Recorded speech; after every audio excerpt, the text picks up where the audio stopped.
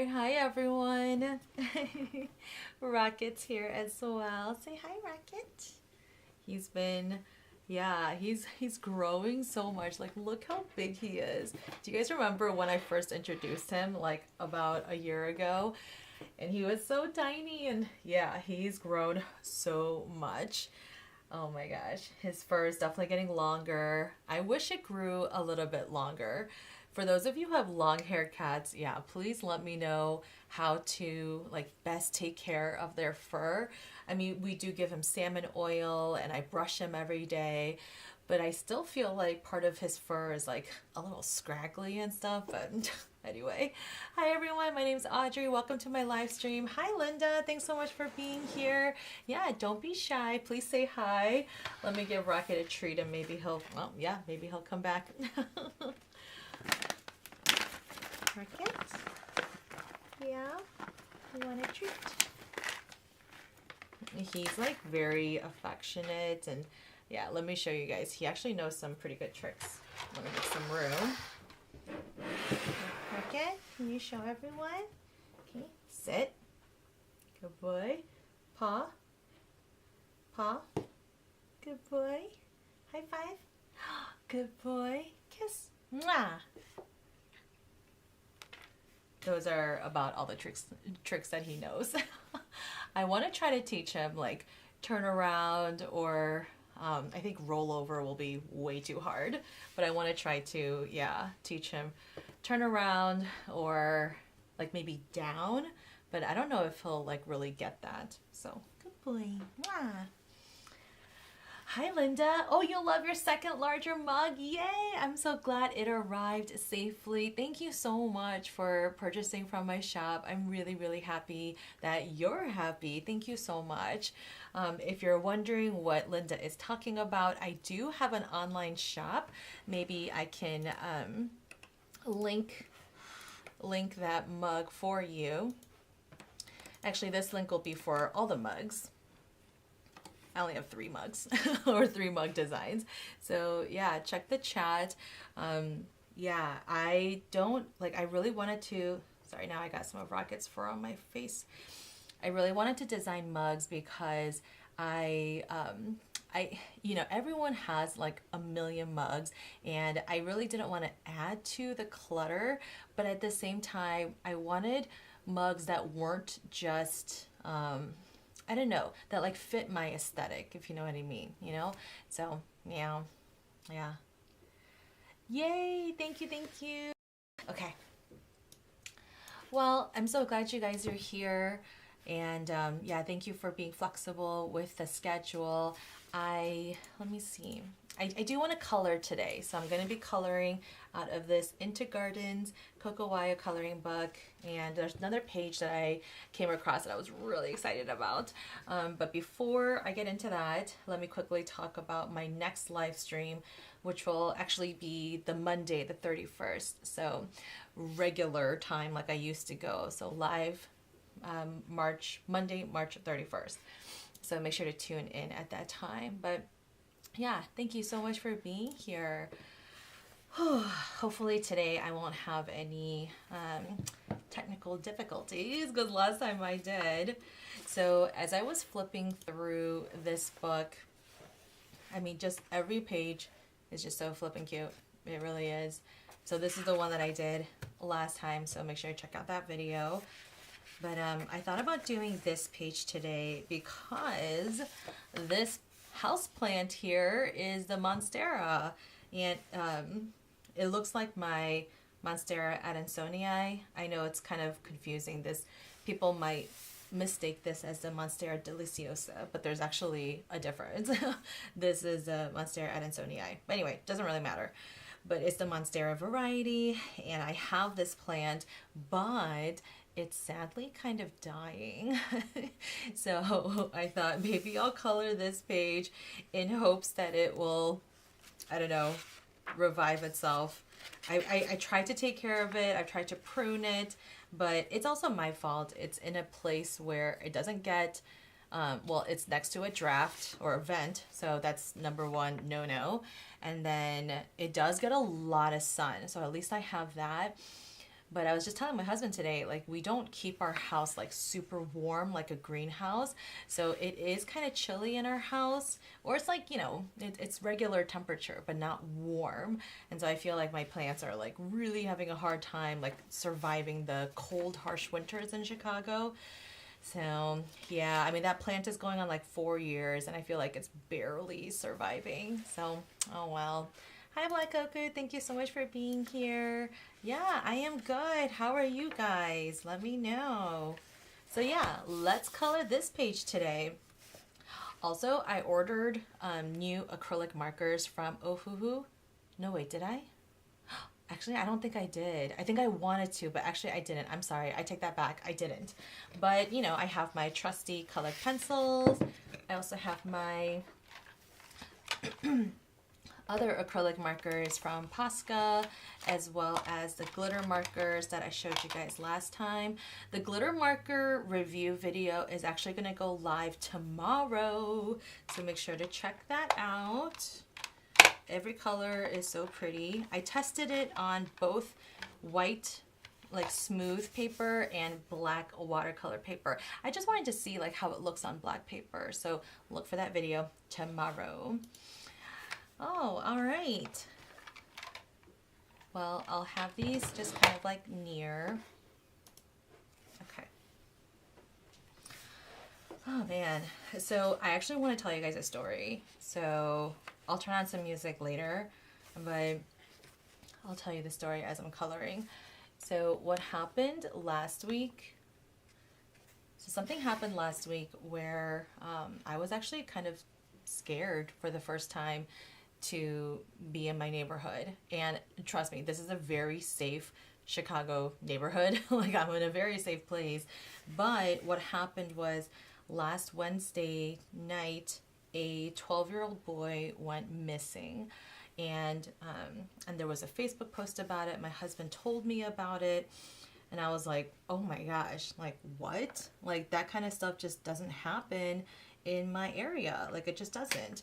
And so it was very unheard of. Yeah. He also just happened to be Korean. And when we looked up, like his dad also posted on Facebook about it. So when we looked up the dad on Facebook, it looked like we actually had some mutual friends. So I was like, all right, well, I don't know this guy, but let's, well, I mean, I didn't suggest this. My husband did because he's a much better man than me. But yeah, he suggested like, hey, let's go out and look for him. Now, mind you, it was already like past 10 p.m. I think closer to 11 by the time we decided to actually go out and start looking for him. And yeah, and it was also snowy, raining. So, it's not snowing, but it's not raining. It's like snowy rain. So it was already super dark. It's freezing cold. But, all the while, we're just really concerned. And we're thinking, I mean, worst case scenario, this kid is abducted or something, right? So we're really, really nervous. We're driving around. We eventually get to the like makeshift command center that the police department put up, and it was literally like 2 minutes from our house, So that's another reason why we felt like we had to help, because this person lives just down the street from us. So we went out. We tried to help out, and what was kind of cool was that when we got to the command center, they actually had this app that you can use to track like where, like it tracks your car, or just yourself. As long as you have your phone on you, it tracks where you're going, so that we can try to figure out like which areas have already been searched. So that was kind of cool. So we did that for about an hour or so. And again, it was getting really late. So I told my husband, like, I'm really sorry, but I'm going to have to go home. And so he stayed behind and dropped me off, and then kept on searching by himself. And he came home around like, I don't know, 1:30 a.m. or something like that. So then we got home, and in all the while, like before I even went to sleep, like, I mean, I could barely go to sleep, but all the while I was thinking, just like, what are his parents thinking? Like, I hope he's okay. Like, just praying, and I'm just checking Facebook and all this stuff just for any updates. And yeah, it was so scary. I've never, like, you know, I don't have children, but and I know this is not the same situation, but I remember I lost Aslan, my first cat, for like an hour. Like, it was raining and he just stepped out the front door without me knowing, and I literally, like, I thought I was gonna die. Like I was panicking beyond, like, I don't know, just panicking. I thought I was having a heart attack. Like, yeah. So I can only imagine, like, that's just for a pet, for an animal, which he's basically, you know, he was basically like my child. But if it was, your own flesh and blood, like, I can only imagine just that terror. So, yeah. Anyway, I did lose my friend Chef Julie Yoon's son for like 10 minutes, and I also just like went white as a sheet. I was shopping with her, grocery shopping with her. We laugh about this now, but in the moment I was scared for my life. But yeah, so I lost him in a grocery store for like 10 minutes, and I was flipping out. I mean, yeah, thank God we found him eventually, but oh man, that was scary. Anyway, so back to this missing 12-year-old boy. So I wake up the next morning, and the first thing I do, of course, is check my phone and see, just any updates. And he was actually found like around 4:50 a.m. or something like that. And the crazy thing, though, was that he was found like, I don't know, like 4 miles from his house. So he wasn't abducted. Like, it sounded like he maybe wanted to, maybe needed to just have some space to himself. I don't know the circumstances or anything like that. But yeah, he was returned home safely. So, like, oh my gosh, it was like such an ordeal. And like, what I was really encouraged by, and I've been telling other people when I tell this story, is that I was really proud to live here. Like, at first I was scared to live here because I was like, oh my God, a kid has been abducted. But afterward, or actually even during the search party period, I was actually really proud of my community and my town because, like, so many people showed up to help look for this kid. Like, obviously people that I've never met before in my life, but that live in this neighborhood. One of our friends, who is a police officer in a different town, actually came over to our town, he lives like 20-25 minutes away, but he drove all the way to our house or our neighborhood and helped look for the boy too. And it wasn't even his shift. Like, he wasn't even, maybe he was on call, I don't know, but he even helped. So yeah, I was like, so like, I felt so blessed knowing that so many people care for like someone that they don't even know, like truly like what being a neighbor should be like, right? Like, as John and I, my husband and I, were just driving around, like, we saw other cars, right, and other people with flashlights and headlights, like, helping to look for the kid too. So, like, yeah, I was just so proud to live here where people really care for one another. And yeah, and even the police department, man, they were on it. And again, they started the search, late in the night, but they kept going all night. And yeah, I was just so thankful for our police as well. Oh man, what an ordeal. But yeah, just so thankful that he was found. And yeah. Hi, Black Goku. I'm gonna keep painting or coloring this page. Like, this is what I do during my live streams. I appreciate you, like, sharing your input, but I'm gonna stick to this page. Yeah, so yeah, just so thankful that that kid was found. Really glad that he's home. But yeah, what a scary since like time that was. Yeah. Oh man. Anyway, I hope none of you have ever experienced that kind of dread or terror, because that was really scary. Yeah. Okay, I'm trying to figure out what plant this is, and it kind of looks like nasturtiums. Is that how you pronounce it?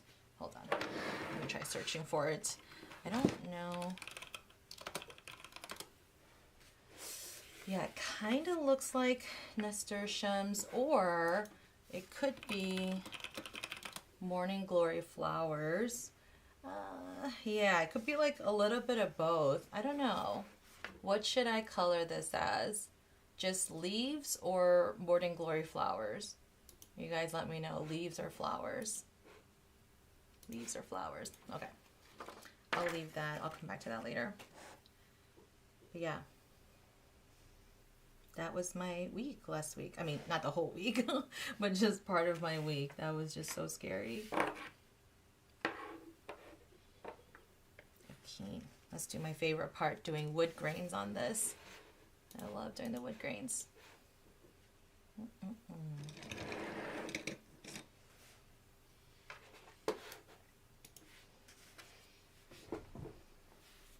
Okay, now I'll turn on some music. If you guys have anything else to share or let me know, or just how your weekend was, please feel free. I'll have my mic on, so I'll interject when I can, but I'll turn on some music for now.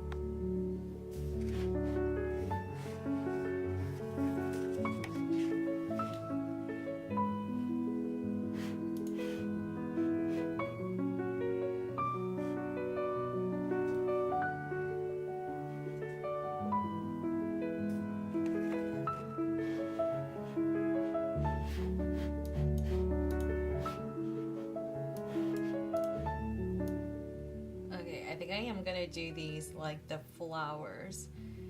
Oh, let's see how they turn out.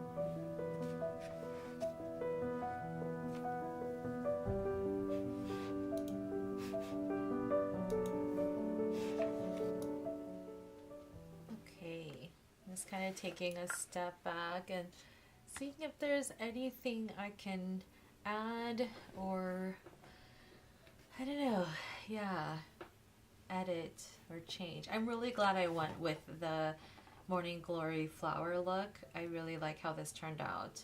Yeah.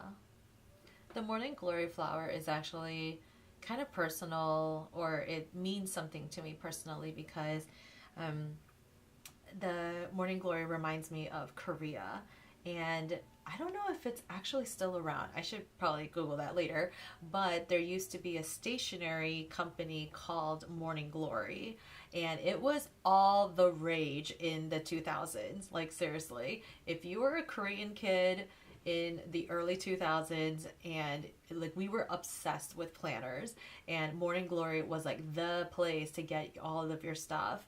And there was a Morning Glory store actually right next to my house. I mean, I still had to or walk like 15-20 minutes, but it was still in my neighborhood, and I was so sad when it closed. I think I was in college when it closed, but ever since I moved to this area in 8th grade, like my friend and I would always hang out there. It was so cute. Think of it like a Daiso store, you know, kind of like that, but exclusively for stationery. It was the best. So it kind of reminds me of that. Yeah, Morning Glories come in all sorts of different colors, but I think the blue, yeah, just really stuck out to me because I don't use a lot of blues. I noticed that in my painting and in my color palette just in general. I just don't gravitate towards blues. I don't know why. But yeah, purples and pinks, sure, but blues, not so much. So I know that even with my markers, I have a ton of blues in this range, but I barely use it. So I don't know what it is. I don't know what it is. But yeah, wow. Thank you so much for sticking with me through all of this. Please make sure to subscribe to my channel and like this video. Yeah, thank you, thank you. I am really happy with how it turned out. Thank you, Linda. Ooh, I didn't use any glitter this time, but you know, I don't have to. It's nice to have, but I don't want to like overdo it, you know. You only add it when you absolutely need to. Maybe I'll add it later. We'll see. Hi, Sherry. Oh, so glad you're able to make it. Ooh, yes. The glitter marker review video is coming out tomorrow. And again, these are the markers. They're really fun. I'll just give you a quick sneak preview. So they are very thin, like thin tipped. So they're a little thicker than, actually they're probably the same as these Posca markers. So these are 0.7 millimeters. I would say that this is pretty similar. Actually, let's do a quick test. I didn't do this test in the review video. So actually you're getting some extra stuff today. So, okay. Let me open a Posca marker that it's already open. So I did use a red today. So there it is on the side. Here it is, like, you know, just straight on. So again, this is the Posca. And then this is just a purple color. But let me do it on the side. Yeah, see? It's like very similar.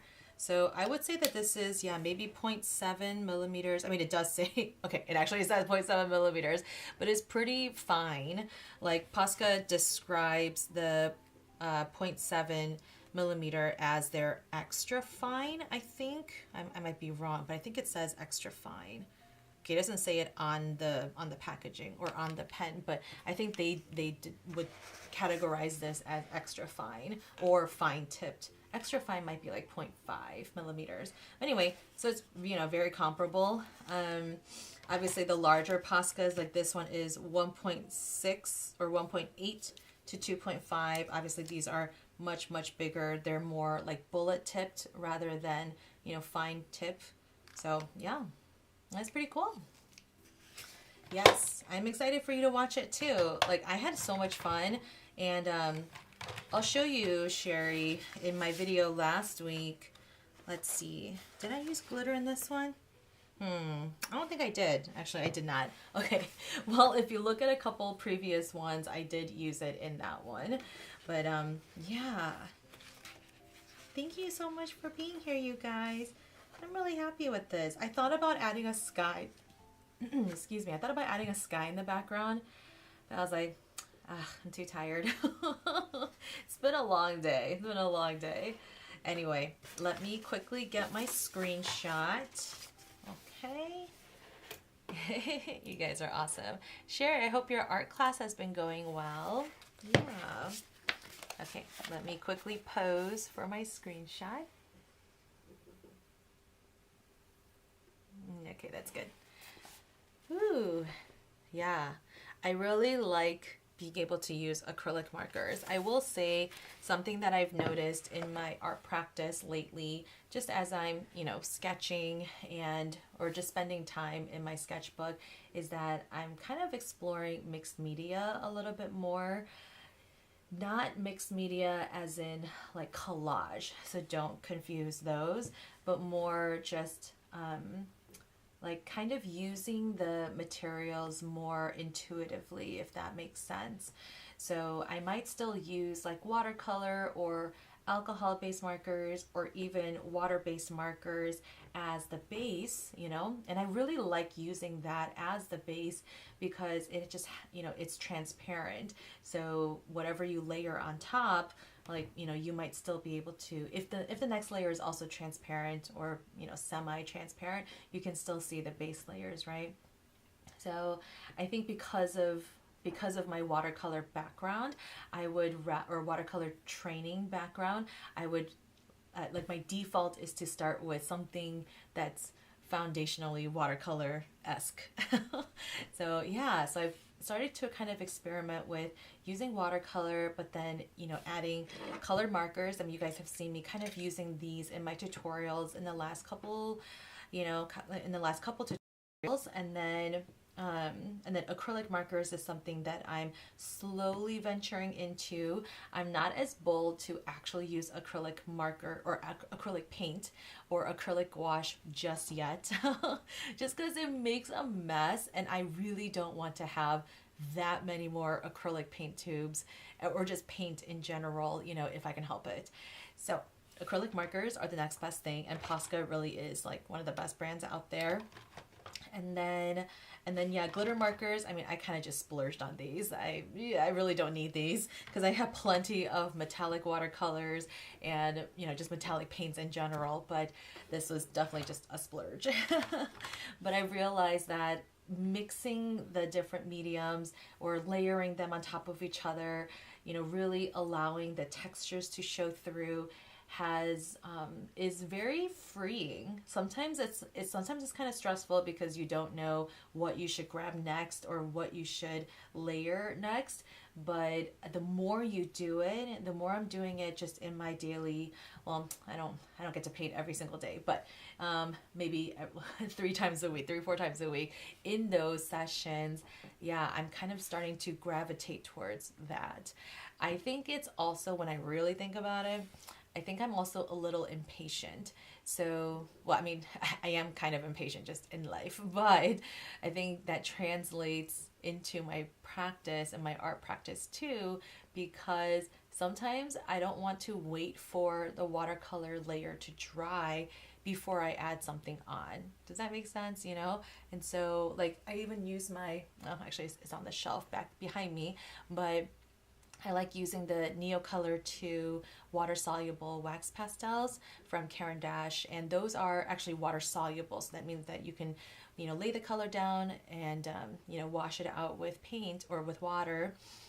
And I like using those because they're highly pigmented, but they dry really fast and they still leave that kind of texture. So it's like doing dry brush and wet on dry techniques like all in one.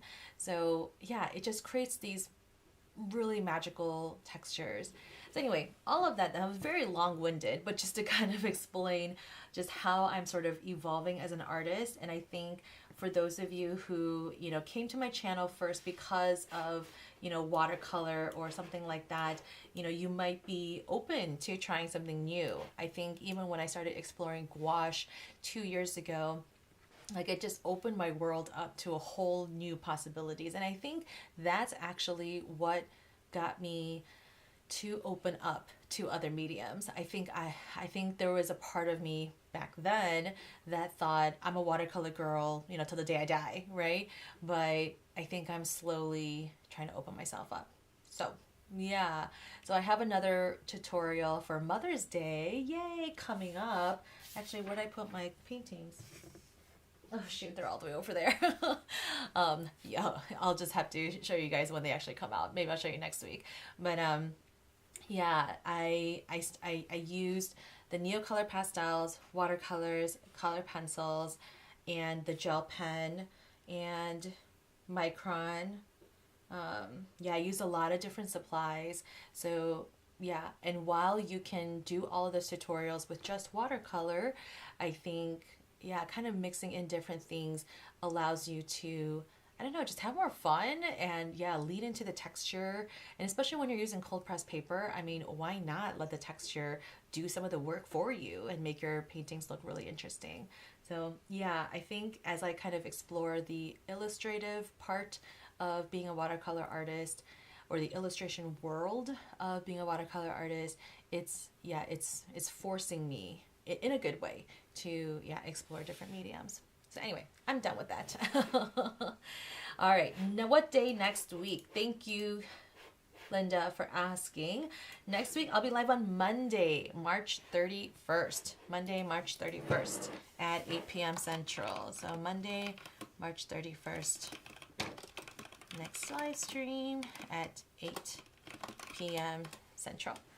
Okay?